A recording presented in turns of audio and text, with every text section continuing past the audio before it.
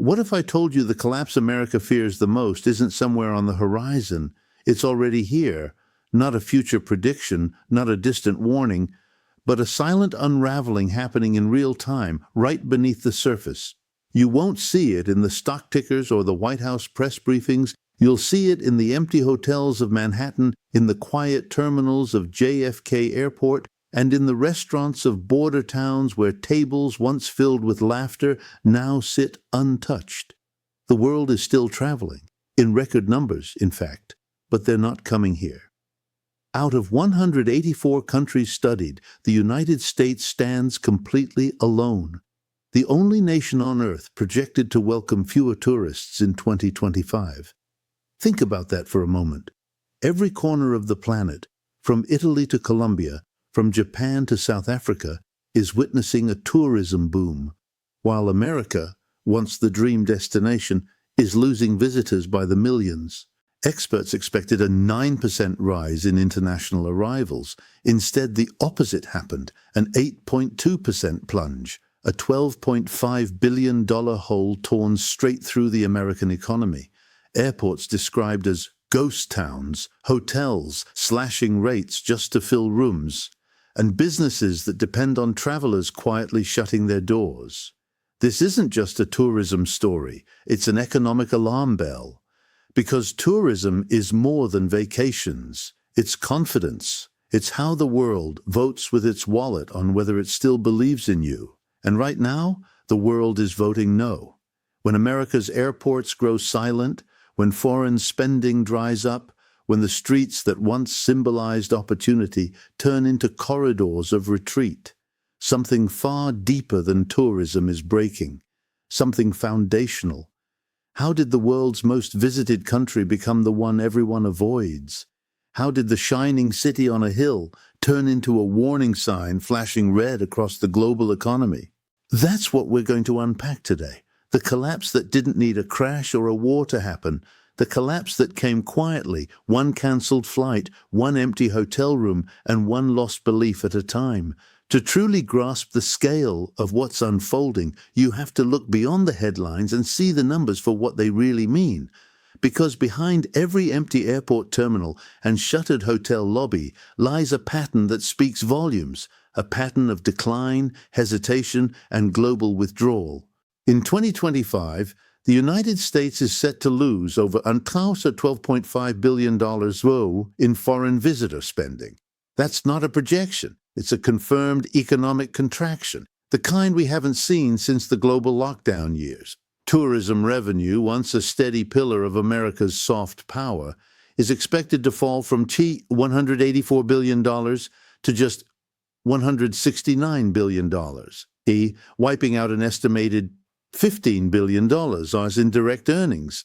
And when you account for the ripple effects, the restaurants, transportation, entertainment, and hospitality jobs connected to that stream, economists estimate the total economic hit could reach nearly $29 billion. But what makes this collapse so startling isn't just the money, it's the contrast. While the rest of the world's tourism sector is booming, America is shrinking. Countries like France, Italy, China, and even Colombia are hitting all-time visitor highs, while U.S. international arrivals are cratering. The data is staggering. Tourism analysts once predicted a 9% increase in international visitors for 2025. Instead, the reality is a staggering 8.2% drop. That's a swing of nearly 17 percentage points, the largest reversal of expectations ever recorded in modern tourism history. And it's not confined to numbers on a spreadsheet. It's playing out in real life. Major airports like Los Angeles, Miami, and New York are being described by airline executives as eerily quiet. Check-in counters that once buzzed with voices from around the world now echo with silence. Some airport lounges, once symbols of America's global reach, are closing early due to lack of demand. In places like Las Vegas, entire hotel floors sit dark to conserve power. In Orlando, rides at major theme parks are running half full, not because Americans have lost interest, but because the flow of foreign visitors, the families, the students, the investors, has dried up. It's a reversal no one thought possible. A decade ago, being in America meant being at the center of the world. Today, that center feels abandoned. The numbers tell a story of dollars and percentages, but the deeper meaning is about confidence and trust. The world isn't just skipping vacations. It's pulling back its belief that America is still the heartbeat of opportunity, culture, and safety. And the question now isn't just how this happened, but why. Because collapses like this don't appear out of nowhere. They're created slowly through arrogance, mismanagement, and the erosion of reputation. So what exactly triggered the world's quiet retreat from the United States? To answer that, we need to look north, toward the country that once sent more tourists, more trade, and more goodwill than any other, Canada. If you want to understand how a nation goes from being the world's dream destination to a place people deliberately avoid, look no further than how it treats its closest friends. Because this collapse didn't begin with faraway rivals, it began right next door. For decades, Canada wasn't just a neighbor, it was America's most loyal travel partner. 20 million visits every year, more than $20 billion, poured into U.S. hotels, restaurants, and small businesses. Canadians didn't just visit. They sustained local economies across dozens of border states. But that relationship has now fractured. In the span of just 1 year, Canadian air bookings to the U.S. collapsed by more than 35%, and land crossings fell by 28%. These aren't minor fluctuations, and they're the sharpest declines in modern North American history. Travel agencies across Canada are reporting something unthinkable a few years ago: record demand for domestic vacations and zero interest in crossing the border. And it's not hard to see why. What began as political rhetoric has turned into economic self-sabotage. New tariffs, threats over territorial sovereignty, and constant political friction have replaced what used to be one of the world's most trusted partnerships. Add to that a wave of restrictive visa measures, and suddenly even the simple act of visiting the U.S. has become a costly ordeal. A $250 visa integrity fee, added on top of standard processing costs, now means visitors can pay upwards of $442 just to enter the country. That's one of the highest entry costs on Earth. Combine that with increased border wait times, arbitrary questioning, and a growing sense of hostility, and it's no wonder many Canadians and millions of other travelers worldwide are choosing to go elsewhere. But the deeper issue runs beyond paperwork and tariffs. It's about perception. The world no longer sees the United States as the open, welcoming, optimistic place it once was. For many, it now represents something unpredictable, a nation that's grown suspicious of the very people it used to embrace. There's a phrase tourism experts use: soft power starts at the airport. When visitors are greeted with warmth, the economy flourishes. When they're greeted with suspicion, fear, or bureaucracy, the damage spreads far beyond the terminal. And that's exactly what's happened here. America's soft power, its ability to attract, to inspire, to lead through example, has been quietly eroding. Every canceled Canadian vacation, every business trip rerouted through Europe, every family that decides to visit Mexico or France instead of Florida or New York, it's another small vote of no confidence in the American idea. This isn't just about policy missteps. It's about pride, arrogance, and the failure to see that leadership in the modern world isn't about control. It's about trust. And the erosion of that trust is now visible from coast to coast in the cities that once symbolized the American dream. Because if you really want to see what the collapse of confidence looks like, you only have to walk the streets of New York. There was a time when New York City was the living, breathing symbol of America's promise, the city that never slept, the crossroads of the world. But today, that heartbeat sounds faint. The neon lights still glow, the cabs still race down Fifth Avenue. But look closer, the energy is gone. Broadway shows that once sold out months in advance are quietly closing early. Hotels near Times Square are keeping entire floors dark to save on costs. Restaurant owners talk about dead weeks in what used to be their busiest seasons. And it isn't just bad luck or seasonal downturn. It's a reflection of something deeper, a loss of faith in what America represents. New York's tourism office projected a 9% increase in international visitors for 2025. Instead, they're facing a 17% decline, nearly 2 million fewer travelers. That's 2 million people who decided that the city once hailed as the cultural capital of the world no longer feels worth the trip. And remember, international visitors aren't just casual tourists. They account for half of all tourism spending in the city. When they vanish, it doesn't just hurt souvenir shops or hotels. It cuts straight into the city's lifeblood. Its restaurants, theaters, cab drivers, musicians, and small family businesses that depend on that global flow of energy and money. It's not just New York either. Seattle, Portland, Detroit, cities that thrive on cross-border connections, are feeling the chill. Seattle's Canadian visitors are down nearly 27%. Portland's down 18%. Detroit's down 17%. Border towns are watching as hotels stay empty, duty-free shops slash staff, and servers go home early because there's simply no one to serve. You can walk through airport terminals in Miami, Chicago, or Boston and see it firsthand. The long lines of international travelers that once wrapped around the security gates have vanished. Gate areas that used to buzz in 20 different languages now echo with silence.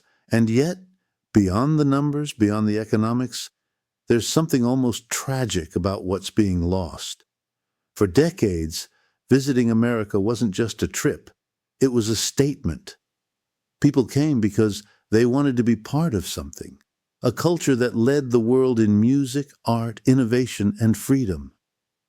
Now, the message the world is hearing feels very different. You're not welcome here. The collapse of tourism isn't only a financial crisis, it's a crisis of identity. The same pride that once drew millions has curdled into isolation, suspicion, and overregulation. And every closed theater, every empty hotel room is a reflection of that transformation. So while officials in Washington point fingers or pretend the numbers don't matter, the reality is playing out in real time. In the quiet streets of Manhattan, the empty restaurants of Seattle, and the flickering lights of Las Vegas. This isn't just a tourism collapse. It's the unraveling of an image America spent a century building, an image now being dismantled piece by piece. And what makes it all worse? The rest of the world isn't slowing down with us. It's racing ahead. While America wrestles with decline, the rest of the world is thriving. And that might be the hardest truth for Washington to accept. The world no longer waits for America to catch up. Across Europe and Asia, airports are bursting at capacity. In Paris, hotel bookings have hit record highs. In Tokyo, inbound travel has doubled from last year. Even smaller nations like Colombia and Thailand are rewriting their economic futures on the back of booming tourism. The world's travelers have simply redirected their paths away from the United States toward places that feel safer, friendlier, and more welcoming. The numbers are staggering. The United Nations World Tourism Organization tracks 184 nations. Of all of them, only one is losing visitors in 2025, the United States. While others celebrate recovery and expansion, America alone faces contraction. It's more than a statistical outlier, it's a global embarrassment. Because when every other economy can attract visitors, investment, and goodwill, and the world's supposed leader can't, that signals something profound has changed. And it's not just about visas or tariffs, it's about reputation. France didn't have to advertise its charm. Italy didn't have to reinvent its history. China didn't have to beg for business. These countries opened their doors while America built walls, literal and metaphorical. Even Americans themselves are voting with their passports. Outbound travel from the U.S. is up 24% this year, a record-breaking surge of citizens leaving home to spend their money abroad. The irony is brutal. While the government warns about foreign competition, its own citizens are fueling other nations' economies. The result is what economists now call a tourism deficit. For the first time in modern history, America is losing more money from its citizens traveling abroad than it earns from foreigners coming in. Think about that.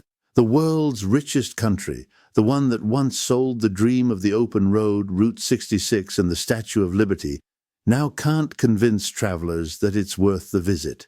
But perhaps the most painful part is this. The rest of the world has learned to live without us. Trade routes are being redefined, travel patterns reshaped, cultural influence redistributed. America's absence doesn't leave a vacuum anymore. It creates opportunity for others. While policymakers in Washington debate ideology, others are quietly building alliances and industries that will define the next decade of global tourism and commerce. It's no longer about who once led the world. It's about who's leading now. And every empty hotel in New York, every canceled tour in Orlando, every silent airport terminal across the country, they're all signs of a larger truth. America's grip on global imagination is slipping. But what's most alarming isn't that this decline is happening. It's that so few seem willing to admit it. Because deep down, this isn't just a story about tourism or economics. It's a story about identity and denial. For years, Americans have been told a comforting story. That the economy is strong, that growth is steady, that the nation is on the verge of a great comeback. Politicians celebrate job numbers and stock market highs as if they were proof of prosperity. But what if all of that strength is nothing more than a mirage? What if the system itself is hollow, surviving not because it's thriving, but because it's coasting on momentum it can no longer sustain? You see, the collapse in tourism isn't just about fewer flights or emptier hotels. It's a symptom of something far more dangerous. The slow unraveling of confidence in the United States as a stable economic power. Because tourism at its core is trust. People travel where they feel secure, welcome, and inspired. And right now, the world no longer feels that way about America. When the world stops visiting, it's not just the airports that go quiet.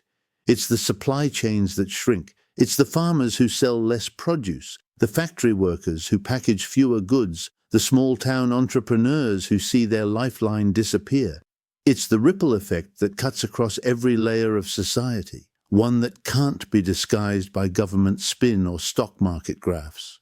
Analysts at the U.S. Travel Association warned years ago that even a 10% decline in tourism would wipe out billions in revenue and tens of thousands of jobs. What the nation faces today is nearly triple that scale of loss. Yet the official response from Washington is silence. The same arrogance that created this problem now blinds it from seeing the consequences. And here lies the great contradiction. America still insists it is the world's engine of growth, even as its gears grind to a halt. It still talks about leading the global economy, even as its industries depend on fragile credit, foreign financing, and speculative bubbles. Cape Coral's housing collapse showed how fast the illusion of wealth can vanish.